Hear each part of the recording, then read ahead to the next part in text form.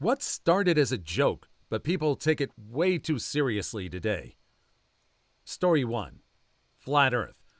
Okay, so I took an intro to philosophy class in college. This is circa 2001, so flat Earth is not a big thing yet.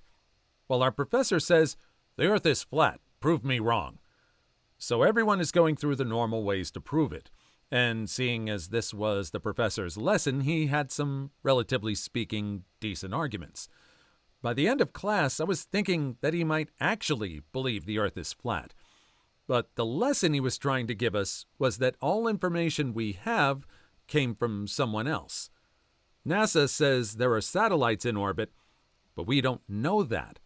And even the math necessary to prove it's possible was passed to you from another person. Point was, he wanted to make sure everyone always had an awareness of where they were getting information from. Good sources first and foremost, but even good info gets outdated, so make sure it's still accurate. He then went on to list like 5 ways you can test in your backyard that the Earth is round. So it turns out he wasn't crazy, but I think about that class a lot.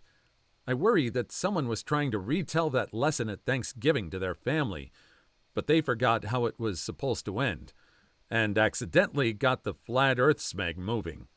If I recall correctly, there was a website for Flat Earth, but it was more of one of those don't believe everything you read on the internet kind of sites.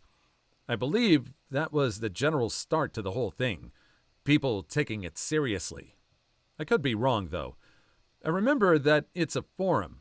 I think it's called flatearth.org or something. The forum said that it was a debate training ground. The idea was, if you can defend such a ridiculous idea as saying that the Earth is flat, then you can defend anything. Little did we know. Flat Earth Society. One of the big things I remember was the penguins with laser eyes defending the ice wall surrounding the flat Earth from explorers. They have members all around the globe. First, I saw something about it that seemed to be the likes of 4chan making stupid memes like pics of spirit levels on the ground with "explain this" captions. Of course, some people have room temperature IQs and can't separate jokes from reality, and then I started seeing posts on Facebook and Twitter that didn't seem so jokey, and then it was posters and cars with stickers. That's the problem with any satire or ironic group like that. It starts with the original users acting the part, but it starts to get crazier and edgier. Then it slowly fills up with people that don't know it's a joke, or use joke as a cover when called out. Finally, all the originals are gone, and you're left with a full-on actual, unironically crazy group. So in 10 years, we're going to be having mainstream discourse about how birds aren't real and are just little drones for the CIA? Ah, man. In my high school forensics class, there was a girl that thought the Earth was flat. She tried to defend herself, but eventually went to, "I'm allowed to have my own opinion, so whatever." Our teacher turned around and said, "There's a difference between having an opinion and just being stupid," and went back to talking about unaliving or something. "I'm allowed to have my own opinion, so whatever." This kind of smeg annoys me to no end. It's like these people don't know what an opinion is. And went back to talking about unaliving, the one he just committed. This is what I hate about the whole birds aren't real thing. Sure, people see it as making fun of people like flat earthers, but how long before those people are outnumbered by ones who actually believe that birds are actually fake? You know, just like how it happened to flat earthers. You can find members of this society all around the globe. Well, it's true that knowledge changes as we discover new things. That's kind of part of the scientific method. You have an opinion or you have a theory and you test it out, and if that information disproves your theory, you change what you believe. But I just do not get how so many people are just going to believe that flat Earth is real. I just am kind of scared to delve into what arguments they have about it. Story 2. Dogecoin. I remember a Twixter post where someone asked the Dogecoin creator whether they thought about the environmental impact when creating this coin. He replied saying he took 2 hours to create the cryptocurrency and didn't consider anything. Love it. Reading this reminded me to check my app where I bought a few dollars worth of Dogecoin out of boredom. Its value has tripled in the last week. It's now worth tens of dollars. Honestly, have half a mind to sell it all and finally buy Cyberpunk on Steam. Do it now before this Elon guy tweets again. Elon DeGeneres? I always prefer to use his full name, Elongated Muskrat. Even the creator was surprised people took his coin seriously and said it was insane. Today it's worth $16 billion. I threw in $50 when it was barely at a penny just to see what would happen. I figured, yeah, it's a joke, but who knows? Maybe I can make a couple $100 if it drops.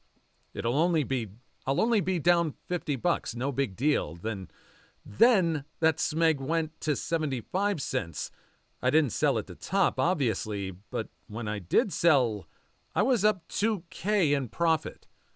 But holy hell, just thinking about if I would have put more money in when I first got it, it's a little heartbreaking, to be honest. The first year the EITC was expanded to 3 children, I got a tax return of almost $8,000. I had noticed that Bitcoin was over $3. The last time I looked at it, it was only a few cents. I briefly considered buying 2,000 Bitcoin, but figured it would be back down to a few cents soon and I'd lose most of my money. If I had sold it at its peak, I'd have over $100 million. I'm not allowed to talk about this around my ex. I was among the first to mine Bitcoins. Somewhere in a landfill is my old computer with 150 to 200 Bitcoins that I mined before I came to the conclusion that this will just cost me time and money. I had 2 very large servers sitting under my desk at one point, and I had a choice. I could use them to mine Bitcoin or run SETI at home. You can take a guess which I chose. But I have a feeling that had I mined coins and then possibly lost or sold them super cheap, that it would have mentally eaten me up. Hopefully you've been able to not let it really get to you. I wonder if the future we're going to find people, archaeological people, digging and finding old hard drives and old USB sticks with this data on it, and if they do find that somehow it's some kind of Bitcoin, is it actually going to be worth anything, or are we just going to laugh and see it as a fad and just how much money and time was put into these little encrypted bits of ones and zeros? Story 3. The schools have litter boxes in bathrooms. The very idea that a litter box could be placed in a classroom with dozens of kids who all have cell phones and are social media addicts, and there's not a single photo or video of it, is laughably absurd. That's always my argument. If there was a single litter box in a single bathroom in a single school in the middle of nowhere, Utah, we'd have photos of it everywhere. It would be the biggest thing on the internet. And yet, somehow, we don't have a single shred of proof. Only, my friend's kid's friend said, and whatnot. They're trying to suppress it. If we can't find adult leakers with law enforcement, how the hell are overworked educators able to? When I initially heard about the litterbox thing, it was presented as an abusive teacher story, not a student identified as a cat thing. I genuinely thought for a moment a teacher could be fracked up enough to make students use a litter box. Teachers have done worse, after all. But I looked into it before being outraged and right away saw it was a sham. I don't get why more people don't do that. There is an endless amount of real things to be upset about. Why focus on the clearly and verifiably fictional stuff?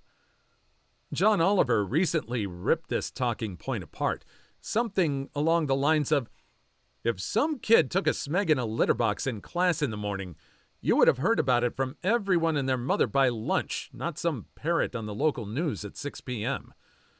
I followed the local community Facebook page for the town where my sister and mom live, and they had 8 different pearl-clutching posts about this in the lead-up to school starting this year. All of them went the same way. Original person: my nephew said they have litter boxes for people who identify as cats. We need to get these crazy people out of our schools. Everyone else: did you talk to the principal? Is this actually true? Original person: no, but my 14-year-old nephew said so, and I can believe it because let's go Brandon. At a certain point, the principal was having to comment on each thread to get people to calm down. That's very true. If someone was using... There's just so much teasing and bullying in the restrooms. If someone was actually using a litter box in a restroom, yeah, it would be all over. There would have been pictures of it somewhere. And it's all just really just to distract from real issues. I mean, real issues of underfunded schools, underfunded kids' lunches, just a lot of there's a lot more about education that we could focus on improving in real issues. Story 4. QAnon. I just saw a meme that said QAnon is just trailer park Scientology. I laughed. I'm making this the mainstream definition. I second this. QAnon is trailer park Scientology, a group that gravitates towards a random stranger who claims that they're fighting against child trafficking while posting on a site that was created as a free speech alternative to a different site that started banning child porn posts. I've always said that 4chan is the anus of the internet, and 8kun is the distended anus of the internet. It's always so bizarre to me that Q started on a website that was created because 4chan was too hostile to child intimate violators. There was a documentary series on HBO about QAnon, and it seems a lot of the followers and perpetrators of the theories don't know the origin of Q. There are YouTube personalities who post videos talking about Q theories, but they just got their info from other people doing the exact same thing. It would be funny if it wasn't so sad and infuriating. 4chan is composed of 50% people who think, wouldn't it be hilarious if we convinced people this is real? While the other 50% are gullible enough to think it's actually real. That's how the OK sign became a neo-Nazi symbol.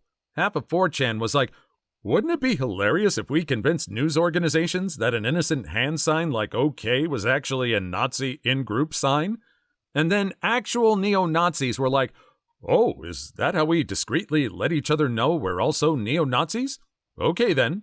All of 4chan, really. Originally, it was mostly a joke about being as awful as possible to push boundaries and see how stupidly horrid a person can be.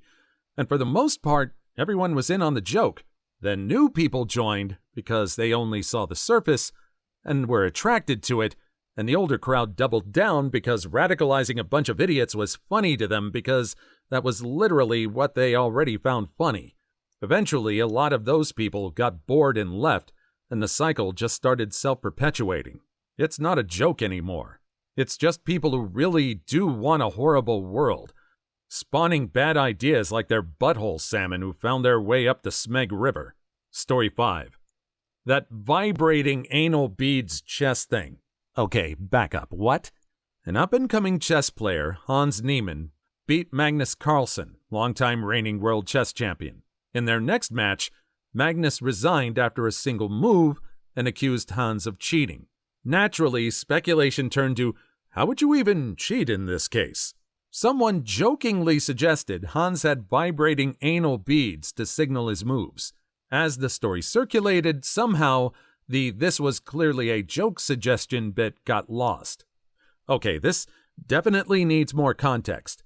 Hans Niemann beat Magnus Carlsen while Carlsen was playing white, stronger side, which no one has done in over 2 years. Also, Niemann was the lowest-rated player of the tournament and has a history of cheating. It was the biggest upset in the chess world in years. There's even more to it.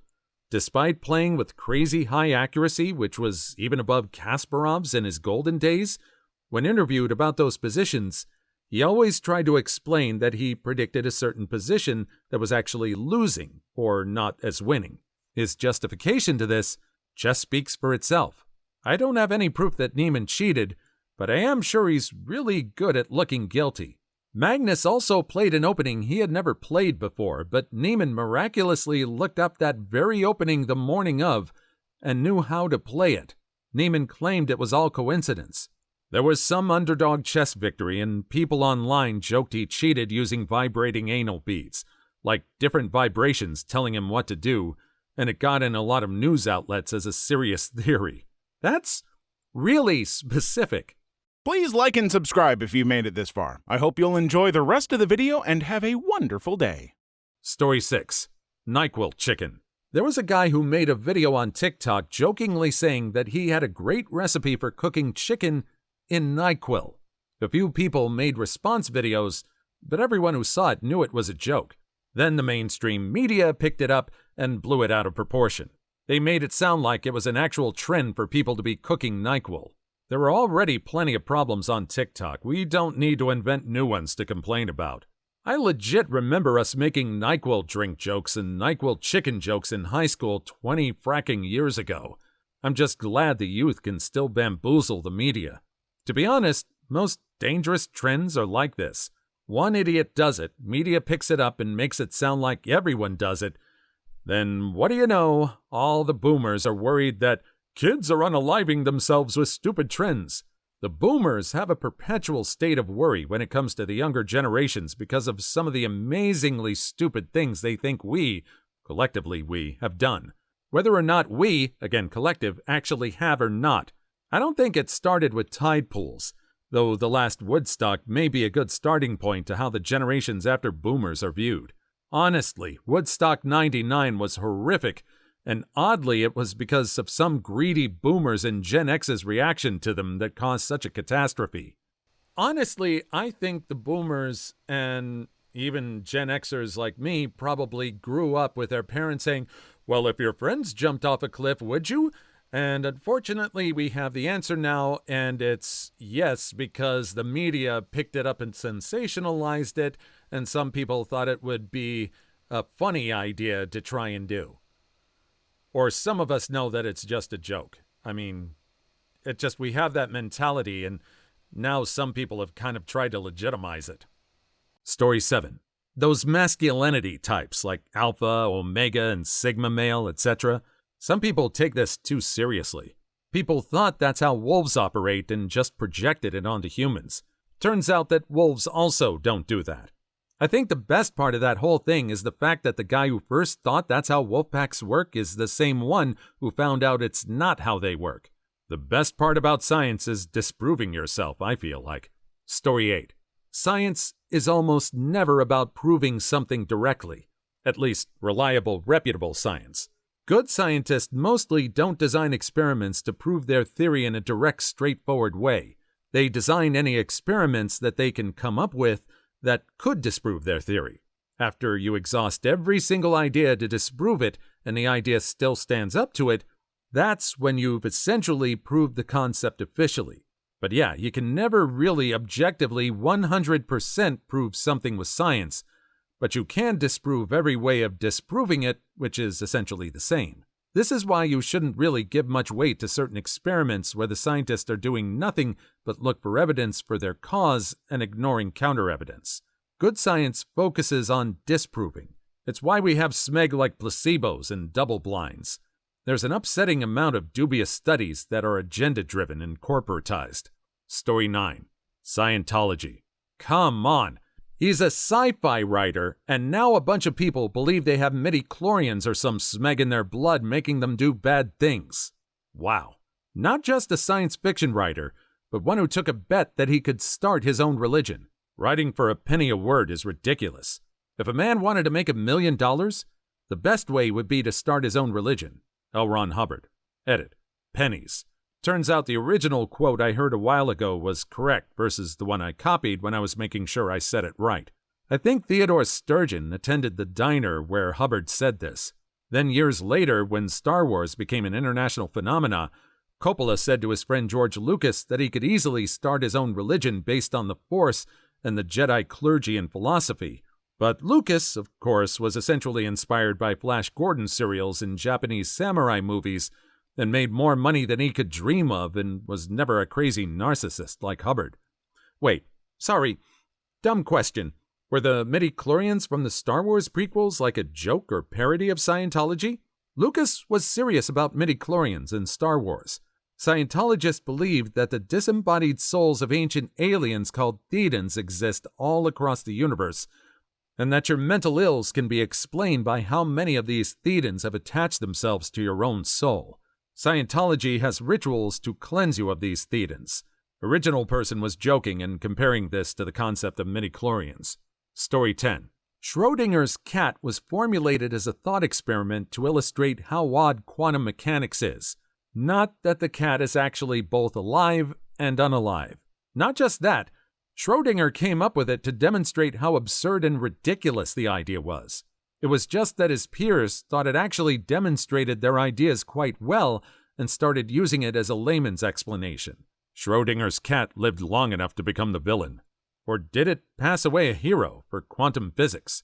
It is both the hero and the villain simultaneously until the box is opened and the wave function collapses. The guy who coined the Big Bang did so in a paper ridiculing the idea. Weird things happen in science. Most importantly, Schrodinger did formulate this in order to ridicule the concept, as he wasn't convinced it's correct at the time. Story 11. Truck nuts. They were a joke at first. Now they're a point of pride on emotional support trucks. I once met a guy who called his truck Patricia. Patricia might be old, but she's got a lot of life left. I then asked how long she's been in transition because of the nuts. He took them off soon after that, and I talked to him a little less now. Thanks for the awards. Holy hell, first time this has ever happened to me. I love the internal conflict you instilled in this guy. He clearly went home and debated the existence of a female truck with male truck genitalia, and ultimately decided that he was not on board with that. He paid for her surgery. That took a lot from him. He performed the surgery. Transition completed. So kind of the truck owner to be gender-affirming. Story 12. The Bechdel test. Not that the issue it raises shouldn't be taken seriously, but people totally misunderstand that it was only supposed to highlight how absurd it is that so many movies fail to reach the very low bar it sets. I've seen filmmakers brag at Comic-Cons and the like now about how their movies pass the Bechdel test, and it's seen as a female character representation stamp of approval, when it really just means it reached a satirically low bare minimum threshold originally created by a cartoonist. Exactly. Even Alison Bechdel herself has acknowledged that her own favorite movies fails the Bechdel test. It's not a commentary on quality, but instead how we're socialized to think of women only in relation to men. Story 13. Being an edgelord whose entire personality trait is trolling and bullying other people. Fracking edgelords, man. I was definitely an edgelord at one point, but then I turned 15. Some people just never grow out of it. It's disappointing. I've got one person in mind specifically. We were good friends in high school and university. I even lived with him for a summer. His edgelordiness only got worse. Now he's a Trumper and just really not a fun person to hang out with. I hate it because we used to be tight, but I just don't have the patience for that type of edgy, cynical, apathetic attitude anymore. Story 14. That science can't explain why bumblebees can fly. It literally started as a joke among scientists. Now some anti-scientific morons use it as an argument against science. I worked with a guy who literally used this as an argument for God against science, which, regardless of your beliefs, is absolutely silly because I showed him multiple videos and articles telling how bees fly, and he kept saying, yes, but we can't explain it. Shrew, they just did. 10 times. Listen. He forgot the most important part. We can't explain it so that he understands it. As the saying goes, I can explain it to you, but I can't understand it for you. Story 15. Celebrities becoming politicians. After all this, I never want to be told I need experience for a job ever again. I remember thinking that the Trump thing was a big joke and eventually he'd fall off. I really thought he was joking until his name was on the ballot. I'm like, okay, the joke is getting old enough already. What the hell? Story 16. Maybe not anymore, but Morbius. You can make a religion out of this. But let's be honest. Bamboozling Sony into re-releasing Morbius because of the meme was a huge win and fracking hilarious. I think the meme deserves a bit of praise for that. Story 17. Scientology. L. Ron Hubbard's long game is strong. No, it started as a money-making scheme and devolved into an abusive cult. Story 18. I'm not convinced Donald Trump really thought he'd be president when he first started his campaign. Please leave your story in the comments. I would love to make a video on them in the future. Also, don't forget to like and subscribe.